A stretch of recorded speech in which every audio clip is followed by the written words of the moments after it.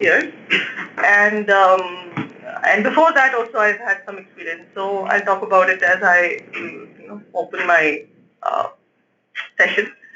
So very interestingly, the when I was contacted by Amrit to talk about women in leadership, so I said, what about women in leadership? There's enough dope around in terms of saying why and why not and how not and why shouldn't we and we should and so there's enough debates and reports. So what is it that you want me to do? So he said, ma'am, all about your experiences.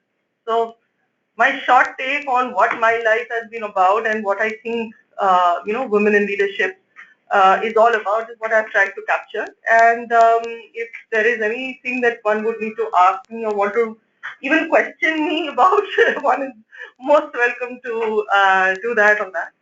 So every time that I have a session, whether of any kind of session, I always begin with a cartoon quip and either a quote or a cartoon. And so this was a very apt cartoon to put in, and most of the women will relate to it.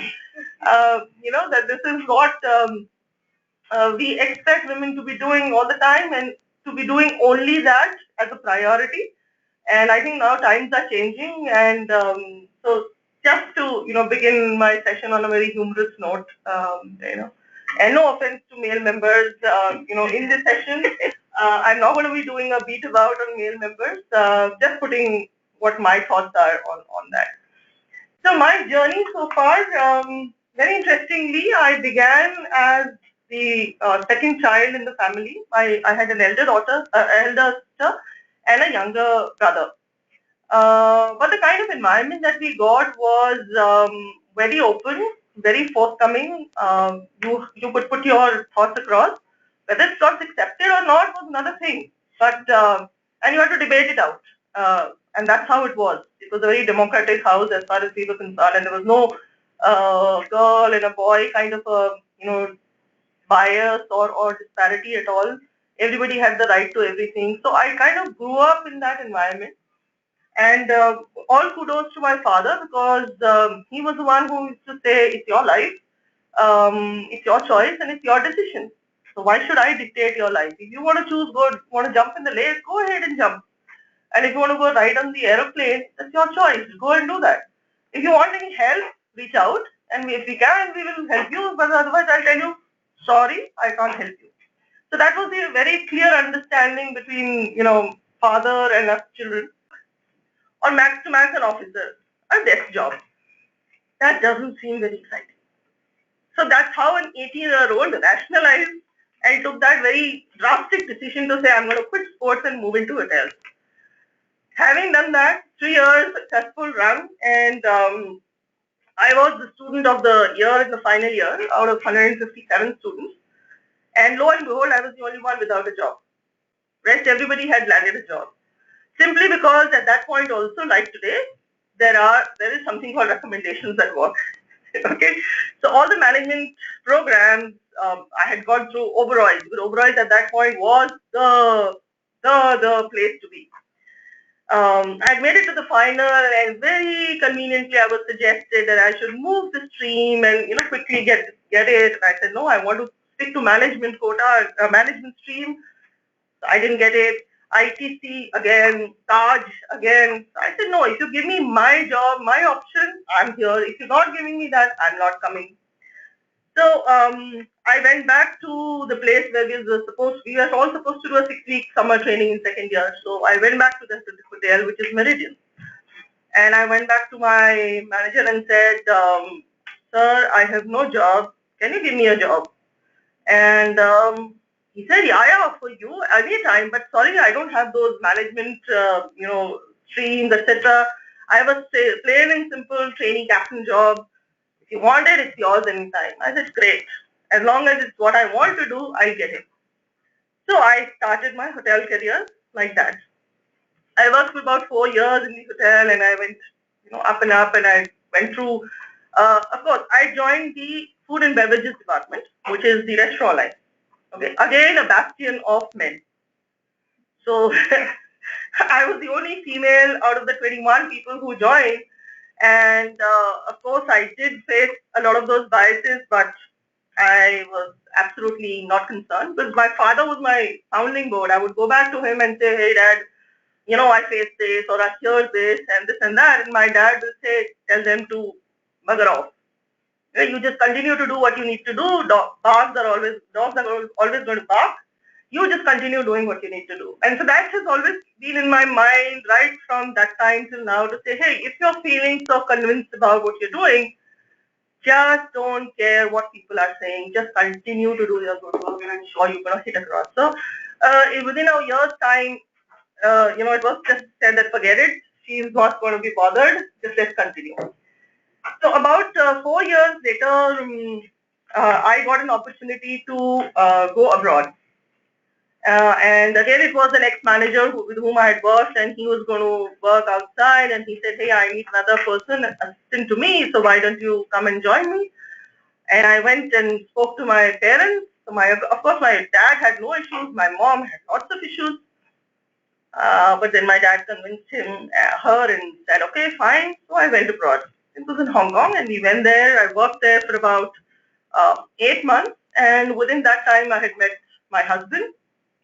So came back and announced to my dad first.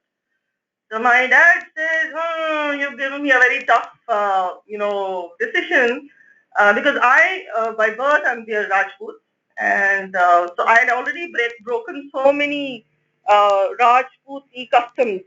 Girl being in sports, girl being so outrageous, girl going into hotels. So my father said, I have kind of kept on with you. Now, another thing of love marriage, hey, let's hold on. So then he said, just let me work out with your mother and so it will be okay. So then again, we kind of cracked it down and my mother finally agreed and we got married. We went back to work, but I was expecting and then I just, women are very famous for sixth sense. Very, very famous for sixth sense. And let me tell you, my sixth sense works 100% all the time. So suddenly one day I told my husband that, hey, I think we need to return. I said, what happened? Everything is fine. Things are so well. The manager is so good and everything is so fine. I said, no, I just want to return. I want to go back home. So my husband said, okay, fine, we go back home. And lo and behold, when we come back home, after a month, I'm diagnosed with jaundice. And that also such a severe degree of jaundice that I have to be bedridden. And my entire pregnancy went in taking care of my jaundice and recovering from it. And finally, when I recovered, so, as I said, I keep saying, so since then I've been saying, my sixth sense, if I say something, just don't question it. Just do it. Because many a times it's been proven that my sixth sense is just saying, it's not logical at that point of time, but it kind of proves up later on. So because of that, we were back home, and unfortunately, my mother-in-law suffered, a very bad case of spinal, case, and she was bedridden. So I didn't join back anywhere and continued till my daughter was about a year old. And then again, the Hong Kong company started calling me back, saying that you left and we've not been able to get anybody back to take your position. If you're able to come back, please do. So I decided to again take the chance. I went back, settled myself there, came back and took my husband and daughter, and we tried to manage something out there. But in hotels, it's such a demanding job for your time that you come back late at 2 o'clock and so on and so forth. So if it's there in India, you can still manage because you have a lot of support back end. Cross my heart, I don't think if I would have searched around for better parents-in-law, I would have got them. I am so lucky in that my parents-in-law supported me to the hills. They were very old. My husband is 12 years older to me, and he's the youngest of them all. So they were nearly 70-ish when we got married. But they were so upfront and so supportive in terms of everything that, so I had stayed back, and when I took my child again there, it was very difficult to manage the child, your work, everything. And the fact that you've gone abroad to earn money, bringing up children abroad is not a joke. Whatever you earn, you spend more than that. So when that realization stuck and we kind of agreed that, hey, this is not going to be working, took a very harsh decision, came back and left my daughter with my parents for about 6 months. Took a call to say, whatever we can earn and save, I will save and then I will return back. Okay, so my daughter stayed with my mother and my father for 6 months. I worked and then I came back and my husband continued. So when I came back, I said, this can't go because hotel line is continuing to be the same. So I needed to take a decision. So I took the decision to quit the industry. Okay, and purely simply because I thought that I couldn't do justice to both ends. But quitting industry was very simple to say, I'm quitting industry. But what do you do? A person who's up on a feet at 18 hours a day cannot quit industry and sit at home. So the best thing was, why don't you join the college and become a lecturer? Okay, nothing, no harm. Everything is ready. You just have to go and join. But I found it very insipid after having had such a flourishing time, nearly 8 years of working in the industry. I said, no, I want complete cutoff. And if that is the case, if I want to give some time to my child, let me retrain myself. And that's when I went back to class. And I sat in the class in an IIT and trained myself into a very different profession, which is IT. So I did the complete 5-semester program of an IIT. Parallelly, I did my graduation because I was not a graduate. Because that time, 3-year diploma was enough in the hotel industry. You need not be a graduate. But when you join a domain like IT, you needed to have a graduation degree. So I did a parallelly correspondence graduation degree, did my NIT diploma, managed my child, had another daughter, built my house. So within that 2.5, 3 years, I did a lot of other things which kept me busy. And then I joined an IIT. And since then, I've been in an IIT across different verticals, different functions. I started with software development, then I moved to corporate training, then I moved into the schools division where I did a lot of first pre-sales consulting, then become a consultant, then went into product, then went into design and development of products, then moved into delivery, and then I moved into HR. So in HR also as the talent development, not the pure HR, primarily connected to the learning and development of people, which is what I was doing even in the business for quite some time. And that's where my journey is. My two daughters, one is currently working as a PR executive in a PR agency, and the second one is doing design at a design college in Bangalore. And very happy and satisfied I am. And that's my journey till now. And why my cartoon is in the middle is because I feel that it's my mid of my journey. I still have a lot to do and not to go. Because now I feel it's now going to be my time. And I'll do what I think I should be doing, I want to do. I have got lots of hobbies. I love photography. I love singing, dancing. I love to do a lot of craft. I love gardening. So I'll get back to my hobbies while doing something on my own and continue to do what I really love to do. So that's been my journey so far. So very essential piece, people keep talking about work-life balance. There is no such thing as work-life balance. Let me tell you. You will always be, impinging on the other side. You cannot say I'm doing 50-50. So let me give you an example. Once when I was in software development and we were holding a client, financial processes. Again, financial processes means it's a very time-bound, process which has to be adhered to. And it was the Shera time. And again, it was like a long weekend that we have currently like Holi. So most of the people had taken long weekends off and suddenly their file server had an issue. So the documents were not processing. I was on duty because I had taken a long weekend to get my whitewashing done of the house.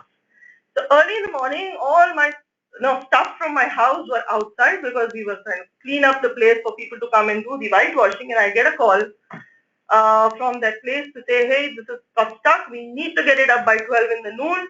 Otherwise, they're going to be terrible. Financial processes will stop. It was a major bank. And if that stops, we are dead. And this is where work balance just went out of haywire for me. I had to cancel the whitewashing because my husband said, I'm not going to take onus of all this. So I had to cancel the whitewashing, go back to office, get that whole bloody thing working so that the client starts getting the processes done. And that's it. So many a times in the life, these kind of decisions have come, and it's always the work which wins. Mostly the work which wins. But I also have other kind of experiences wherein, unfortunate experiences, my brother-in-law suffered a massive heart attack. This was on Sunday, and we had just come back. And Sunday night, I was supposed to travel out to take a continuous training session for 3 days. So when I got the news on Sunday morning, there was no way that I could say I will not go to my brother-in-law and go for the training. So I immediately called up my boss and said, hey, this is the problem. I cannot go for training. I don't know what you will do. Will you take care? Not even will you take care. Just take care. Either cancel it or do whatever you want. I'm going there. And I rushed. I really don't know what happened after 5 days, but somebody did manage to go there. They handled it. They tackled it, whatever they did. But I got what I wanted during my personal crisis time. Similarly, when my husband had a triple bypass, for nearly a month I was out of action. And the company just supported me in that. So there have been flip sides and all, both sides, but mostly you always see that work wins over. So what do you do to ensure that your other side of the life is also balanced? If you do not, acknowledge that and then take care of it, things will go haywire. So I had always been connected with my children. I had always taken care that I do extra bit for my relationships, whether it's my parents-in-law, my parents, my husband, my children. That is something, so that kind of burdens you. It really burdens the female. So when you're driving back, you're thinking, what special can I make for my children? What special can I do for my parents-in-law? What special can I do for my husband? So that whatever not time I could have devoted to them, I can make up. So that's the kind of balancing that women go through, happily or not. They have to. Otherwise, see, there's the balance loses. So again, I was fortunate enough that my husband understands. He knows cooking to a large extent. That takes care of a lot of my problems. If I am not there at home, he can make a chapati and eat. Okay, but I try not to get him to that level. But if there are times that I have to extend hours, either I would have made arrangements if I had known in earlier that food is there in the fridge. All he needs to do is make chapatis, or he will say, okay, I'll make khichdi and eat it. He has no qualms about it. So that way I'm pretty lucky. Similarly, my kids, they have no issues in whipping up a sandwich and making it, but they know that if mama has extended us like this, she will make it more than make it up on the weekend. So, that balancing work, works. And so as I said, the work life, the risks that you take at office, you take the similar risks at home. It's just that you don't name them as risks. Yeah? Okay. So, very interesting, research I had looked at, few research center days in 2014. And here it says that in a workplace, is there any changes that needs to be brought about for gender equality? So as somebody was asking me earlier before the session, in my organization, is there something that we do? Fortunately, in our organization, right from the inception of the organization, we have never looked at it as a gender bias. For us, women have been equal, as workforce as men. So for us, it is not, man hours. It's always been people hours, person hours. So we've never had that question or debate at all. And so that research has shown that men think that 63% of men have said that more changes are needed, whereas 77% of women have said more changes are needed.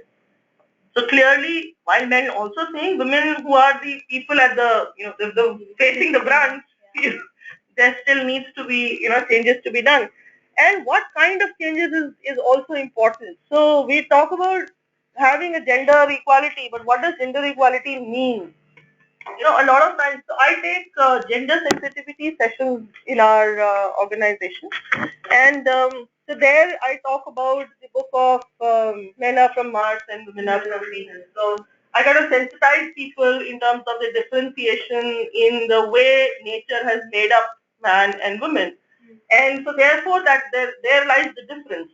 If you're aware of that difference, then you will accordingly mold your approaches, your thought process, your responses, and your actions accordingly. And then I go ahead and say, if you're sensitive to the opposite gender, then your work becomes much, much easier, because today's office life is that you will have a colleague, peer, or a team member who will be of the opposite gender. Also, you will have a team which will have a mix of opposite genders. So how do you manage that whole team is very important. So it's not about gender equality, it's about opportunities given to the right kind of person, right? Secondly, as we've been debating about, women have a lot of load on the personal front. So that is where I would say that equality needs to be considered, and therefore the parity needs to be, brought in terms of some policies and things like that. So while maternity leave has been, I would use the word abused. Abused as far as the female gender is concerned, because one end we want to give the whole dhol dhamaka in the name of maternity leave, to say, hey, extend it from 3 months to 5 months to 6 months. A woman needs this rest and needs to make up her time with the young born. But at the other end, we don't want to consider it as a logical break in the career. We don't want to give the due to the woman when she joins back, etc., etc. So it's not only as a policy, but even in the mindset of whether it's hiring, whether it's promotions, whether it is the due diligence done as far as a women's career is concerned. That's where the parity that is required. So let's be honest. When we are all hiring, and if it's an unmarried girl, the first question that comes up is, when are you getting married? Oh, aren't your mother, father looking for a job, for a boy for you, or are you already, going steady with somebody? When is the due date? Because then you start working backwards in terms of, how much time do you have with this person, because this person is again going to go on. Yeah, that's the first thing. And if somebody is married and not have a child, when are you planning your baby? Hey, come on. Today's women are having children and doing everything. So what's the big deal? So, okay, let me give you my example. When my second daughter was born, I was in my fourth semester at an IIT, and she was born out of cesarean, and my husband went, because we have a policy of taking a break during study. So you have to give in an application to say, I'm taking a break, and I'll join in another semester at the same time. So when my husband went to give the application, the faculty said, I am keeping this application. I know she'll be back in the class in 10 days. And I was. So I never got to take the break. So you shouldn't, one shouldn't judge women to say, hey, all this, don't make them martyrs, or don't, blame them for all these things. Women are physically more stronger, mentally more stronger to do anything and everything, and they shouldn't be labeled like that. So that's the kind of equality that we think should come in, and not other things. To say 33% is there, why shouldn't it become 66%? Why shouldn't it become 80%? Those numbers make no sense if there are others who are suffering because of the gender equality. Why should it not be 100%? Is what I will ask. Why shouldn't there be all women leaders? Is what I will then ask. What rationalizes the 60 to 40%, or what rationalizes the 30 to 70%? Nothing. So that's my take on gender equality. Yeah, so basically it's all mindset in terms of the biases, etc., etc. And while I do think that women understand it, it's more from men to understand, and it's a very tough thing for men to understand how women think and what all women can do. So yes, that's the way it is. Because when I run those gender sensitivity sessions, I see men's eyes pop out like mad when I say, no, this is what it is. This is not what it is. So they say, oh no. I say, yes. So ask the female side of the table, and they say, yeah, this is not what I think, and this is how we do, and this is how we think. So getting into a woman's mind and the whole process makes a lot of difference for men to get oriented to that. This is another very controversial aspect in a woman's life. Why do they have to prove themselves at work more than men? And let me tell you, that is the truth. Women always have to prove themselves that extra bit more, whether you call it 5%, whether you call it 50%. More money, more. So basically it talks about women will be judged on whatever they have been able to do. One never looks at the potential of women, whereas men will be judged at, okay, so he achieved it, but he has this potential also, so let's move him up the ladder. Or give him the special project, or give him the special opportunity that has come in. Whereas women, she's not yet reached that. She's not yet done that. She's not proven herself. So why not treat it equally in both the senses? Similarly, men's successes are attributed to skills, while women, once in a time, luckily she's got through with this project. Proves it again. Oh no, her team was better this time. Proves it third time. Most of them were men in her team, and she had the support of a fantastic men supervisor. So there will always be an excuse given to say why the women succeeded apart from her own ability. Objective requirements are applied very leniently to men, whereas very strictly to women. 5, it's required to be 5. Men, okay, 4 and 5, let's give him 5. Right? And oh my God, this is the most interesting part. When women talk, it's gossiping. And when men talk, they're talking business. Right? So I'll come to that a little more later. Because see, women love to talk. So they are very discussion oriented. So when they do have a meeting, there will be a lot of talk because they love to get down to details. And it seems like gossiping. It's not. It's their nature to go into getting down into details of anything that's happening. Whereas men love to look at a very top level, get an action done and move on.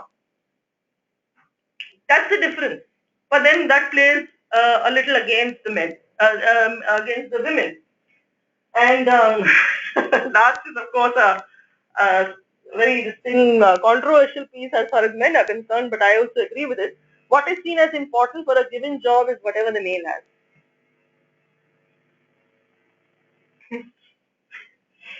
So true. Yeah? Very, very true. Okay, and so let me tell you, these are all picked up from a book which is called What Works for Women at Work by US lawyer Joan C. Williams and her daughter Annie Marie Slaughter. So if you want to know a little more about it, they've done a lot of research and they've actually quoted all of this in their book with a lot of details. And I really admire the kind of details that they have gone into. But these are some facts that one has to face. Okay? I have a question. Yeah. By a man. So you also would be seeing a lot of, millennials and new kids on the block, girls, boys, both, right? Don't you think over the years, a lot of these traits that are, sort of associated with women, okay, may not be true by and large, but yeah, you sort of generalize. Don't you think they're also changing? Okay, so they are changing, yes, but not. They're changing per force the societal expectations, not because of anything else. So the change is a lot because of makeup. That females portray, because that is expected from them. So, or maybe they just become like that by what you. So I can relate to a lot of what you say. I've been brought up with the boys. I mean, always on the street with the guys, sort of a thing, right? I mean, I don't have a lot of these women attributes that you talk about, and I don't know if I've become like that, or maybe I was born like that. That's why I gelled with the boys in the first place. yeah. So as I say, because when I attend, I take such sessions, I do have a mix of millennials and the Gen X's and Gen Y's in the session. So there is a difference of opinion even among them for the same gender. So what millennial men are saying, millennial oldies are not saying. The men oldies are not saying. So even there is a disparity. And similar is the case of the gender. So that change is coming, it's purely because of the changing time and not the nature. Okay. And it's all because, see, when you come to office, there is certain expectation. So if you are a worker, I expect these traits from you. And most of these traits are defined by the men people who've been working. So, and if the woman doesn't comply with those traits in exhibiting or displaying or whatever it is, she's termed as not fit. And so they try to adapt. So they try to become aggressive, they try to do everything that is required as per the force-fitted approval checklist. So if you start doing that, then you have a problem. Then you're again becoming what the current workforce is like and not bringing the freshness of the other gender that is required on the workforce. Because women have their own traits which need to be leveraged. Yeah, you. So sometimes what happens is a lot of what he's saying is actually true, and I can relate to it. So I don't think I can, but I'm trying to relate to what he's saying. So and I can understand what people go through, men go through when they attend this session. Yeah.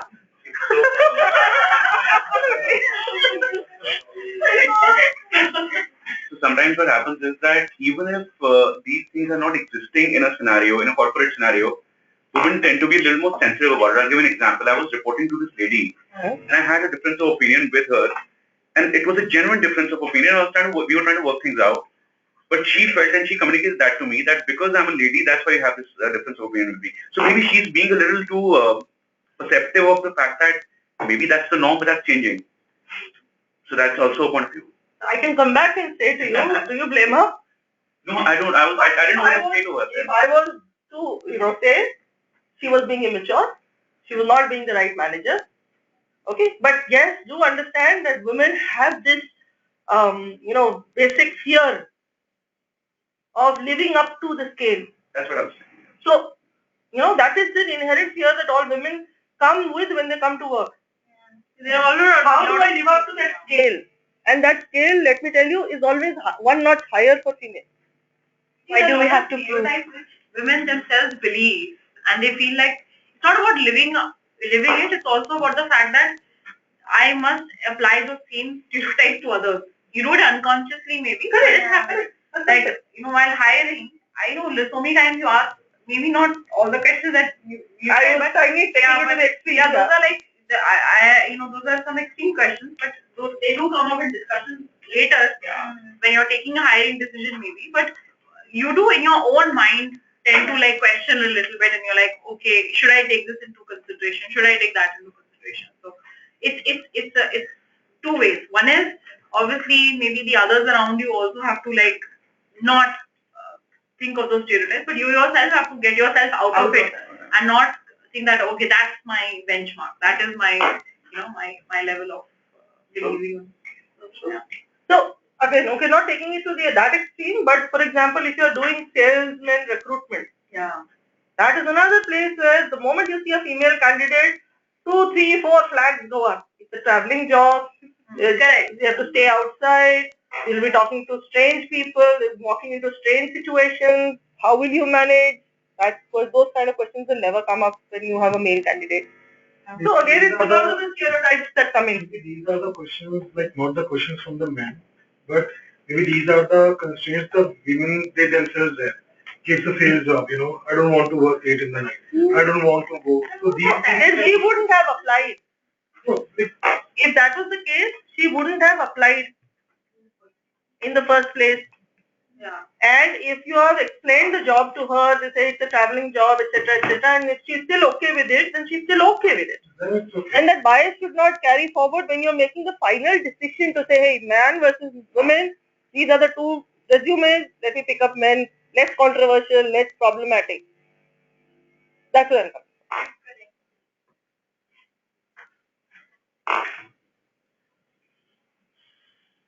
So these are some very critical questions that were asked again from the same research, Pew Research Center. Why aren't women there in top positions? Some of the factors that people gave in. Women don't make as good managers as men. About 5% of women thought, versus 9% of men thought that that was the case, and that's the reason why they're not on the top position. Women aren't tough enough for business. So what do you mean by tough? You take bold decisions, you take very risk-taking decisions, etc. Is that the meaning of tough in a business? And that's the reason why you feel that women can't take such decisions. And but as you were rightly saying, stereotypes. So even women believed that. So there are those stereotypes that we feel that we can't be tough. But come on, yeah, we are as tough as anybody. So it's for us to crack that. Women don't have access to the same kind of connections as men in business required. That's true because women have not been around. So right at that point of time, you may not have. But if women are going around, are in circles, they're bound to have connections. So that's just a myth that is there. It's based on the opportunities that women have got, and it's as good as that. And let me tell you, the kind of connections that come up between men and men and women are very different. Okay, very different. That's another conversation some other time. Family responsibilities don't leave time for running a major corporation. That's a bias that is there, and that bias carries on with women because they also feel, because of societal pressures, that family is your priority. Work comes later. So if the family has to be catered to, there is a crisis, work is gone. So I have a colleague in office who's actually giving up work after 17 years purely because of a 7-year-old daughter whom she feels she's not able to give time. Mother-in-law is old. There's nobody who can really take care of the daughter full time. So after 17 years, she's quitting. So that's how we are stuck as females to say, hey, whatever happens, family is first. Women are held to higher standards than men, which is also very true.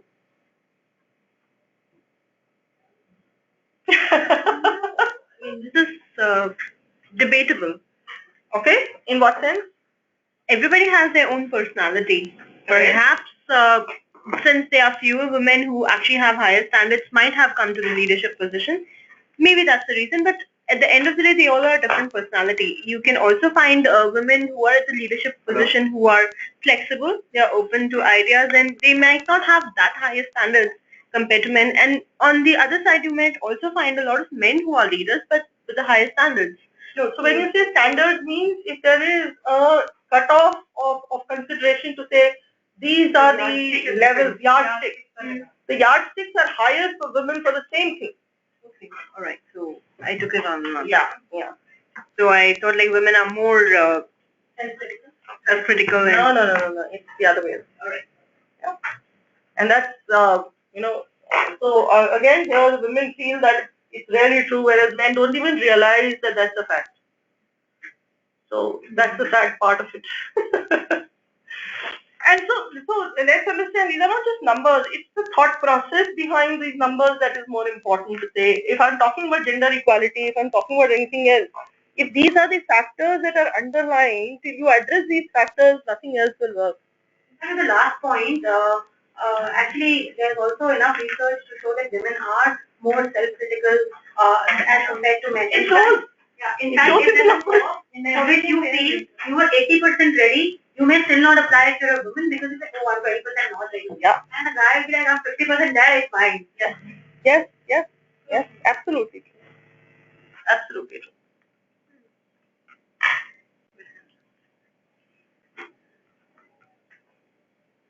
I just wanted to place 5 things why I feel women are better managers.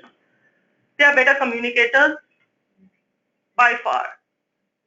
Because as I just said, they are very discussion-oriented people. They love to talk. So the first thing when you manage team, customers, is to be able to listen to them. So it's inherent in women to listen to children, to listen to husbands, to listen to parents-in-law, to listen to everybody. And that's the inherent piece that is required for a manager to be able to listen first before you talk. Right? Because anybody wants to be heard first, to be said, hey, I've had a hearing and now somebody will process it, ask me more questions and then give me the probable direction, solution, support, etc., etc. So by far, hands down, women are better communicators than men.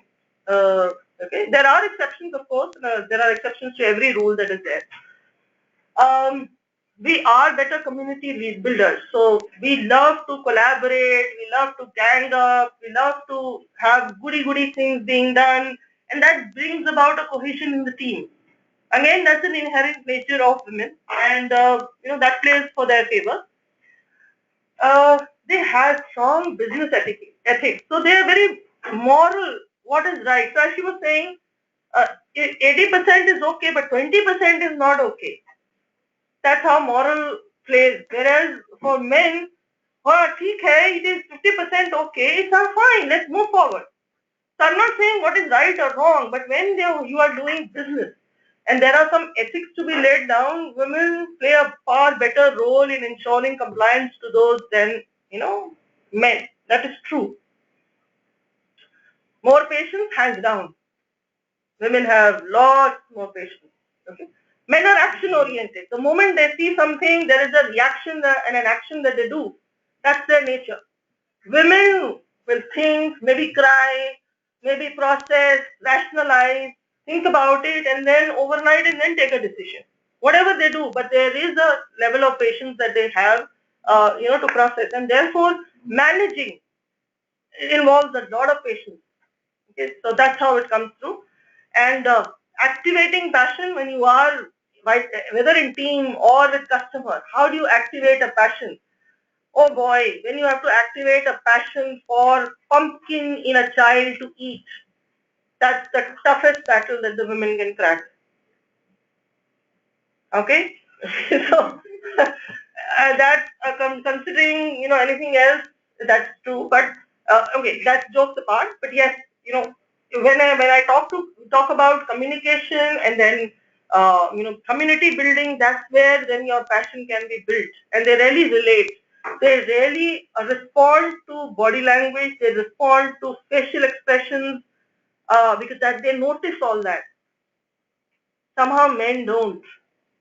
They don't see those signals and read the person through.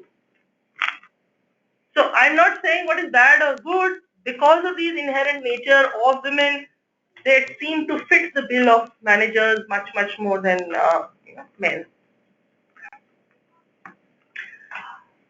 So another point of thing was data point from the same research said women are seen as more compassionate, whereas men are seen more as decisive. Okay, so it goes in favor and against in terms of saying women are more compassionate, they get carried away by emotions and so give in to demands, or they are not if somebody comes and sobs and cries on their shoulder, they will give a leeway, etc. Not necessarily. At workplace, compassion does not mean not being assertive and not ensuring work to be done. Now they manage it in such a way that the work still gets done, but the guy who's having the problem feels soothed and taken care of. That's more important because the work needs to get done, but in that getting done, you don't need to rub people in the wrong way so that the relationship gets soured. So you may have people working hours at end. So I'll give you my example. When I was the development head and we had a 60-day delivery timeline of 500 courses, titles. Oh boy, we didn't have time to sleep. So my entire team, 80% of them were women, and we were all working till 12 o'clock, stretching till 12 o'clock, going back home, coming back again at 9 and starting work. This continued for nearly 1.5 months. So I used to juggle between saying, hey, lottery now today, who will go early? Early means 9 o'clock in the evening, and stay back means 12 o'clock. And they used to cry, they used to yell, but we managed to deliver all 500 titles. Okay, and my male colleague said, oh boy, how did you manage it? It would have been a very tough task for us because of the kind of nature of work that you were doing and the workforce you had. It would have been not possible for us. So how do you still manage the crying, pushing, and yet deliver is something which comes from compassion. I'm not saying that decision making is not there. Men, decisive, cut, move forward. Okay, so that's how the two things balance out. Another very interesting survey I picked up from Gallup. Okay, Gallup did a survey some 62 years ago in US, and so there 5% preferred female as a boss 62 years ago. And 25% said it made no difference, but the majority, 66% at that point of time said we preferred male boss. This is 62 years ago. And flip it in 2012, the numbers, 20% are now saying doesn't matter. 20% are now saying female boss, and 46% are now saying it makes no difference. Okay, why is it so? Any idea? Maybe they are realizing it doesn't really matter whether it's a male or female as long as a boss is a boss. I mean, he's a good boss. Okay? Also, there's a generation who saw their mother working. Yeah. And now as roles become more blurred between a nurturer and a provider, these roles which were segregated to men and women are now getting blurred. Yeah. And I, as a let's say, a child, I saw both of them in equal dimension. Yeah, I've been able to experience both of them, and hence I'm both parties, both men, both my father and mother. Absolutely. And therefore, that would start settling in. That's my view. So very interestingly, another aspect of the same report said female managers are better at engaging their employees than male managers. The research report is very clearly saying. So if you look at the percentages, male manager, male employee 25% engaged, female manager, male employee 29%, and male manager, female employee rises to 31%, and both being the female rises to 35%. So female employee are readily engaged. It's just that you need to reach out to them to engage. But when you have a female manager, the level of engagement, goes up. And that's how the data shows as far as Gallup is concerned. And I'm sure Gallup would have done the right due diligence. So very interesting, some of these data that came up, and the same report says that people are saying there is someone at work who encourages my development. So when I have a female boss, it multiplies to 1.26 times the person responding this way. Similarly, in the last 6 months, someone at work has talked to me about my progress. In the last 7 days, I have received recognition or praise for doing good work. Very clearly shows that somebody is engaging, somebody is talking, somebody is looking after me, my growth, my pains. Somebody wants to know what I want to do in life, and that's the level of engagement today's employee wants, and that is very inherent in women because they are those compassionate people. How are you doing, and so on and so forth. It's not frivolous engagement for them.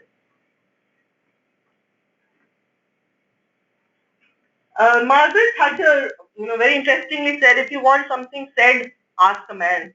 If you want something done, ask a woman. Okay? So no debate. It's just a quote that I liked very well, so I put it. So clearly because, women are clearly multitaskers. Very, very clearly multitaskers, and it's proven time and again, whereas men are very linear, action-oriented, Nothing wrong. There are times that you need a very focused linear approach to something and you don't need any other diversion. That works. But life is not like that. Okay, neither is work. And so if we acknowledge that women are multitaskers, then it's great. We acknowledge that. Socially, they are more sensitive and assertive, not aggressive. They know how to put their words across and get the work done. As I said, men are strategic planners. They are more commercially focused and a little aggressive on that. So these are, the two ways both the genders approach. Okay. So therefore, what are the leadership traits that I feel? Top three leadership traits of female gender. They are people-oriented, they are collaborative, they are empathetic, and men are more task-oriented, they are more directive and very competitive. That's my take on where men stand and females stand. Both of them have their own merits to that's the different traits. And in today's times, a lot of times that boundaries get blurred, but that's more of the little bit of polarization that we see in terms of the traits. My 5 mantras that I believe in are sense of self-belief. So I believe that nobody better than yourself believes in you. Nobody better than yourself knows you, and nobody better than yourself can give you the credit for what you're doing. So have complete self-belief. And at times when you do lose your self-belief, figure out what method brings it back to you. Set your own goals and reach for them, and break all molds and rules. They're just meant to be broken, nothing else. And power of being persuasive. So right, might. So in Hindi it says Sam, Dam, Dand, Bhed. I believe in that. So try and do the persuasive approach. But if not, if doesn't work, demand it by right and get it done. And very clearly team building, whether it's family, it's your colleagues, it's your peers, that is something that you always leverage. And supporting that are your very clear traits of assertiveness, aggressiveness, empathy, ego. Men have huge egos. Why can't women have egos also? Yeah, so I have a huge ego. And please play on your ego strength. Very important. Stress tolerance. As I said, a lot of times when I have stress, I crash out, I cry, I yell, I bawl and everything. But in front of people, you don't do that. So how do you tolerate that? Because women are always labeled as crybabies. So that needs to be controlled. So stress tolerance is very important. And of course, energy. You need to have energy in yourself. So energy doesn't mean physical jumping, but energy to be able to do what you are out to do. So these are my few mantras and my self-beliefs that I have worked with all my life. And that's it. So again, I end with a cartoon. So the man is saying, I used to lose my secretaries because they were getting married. Now they need to start up their own company.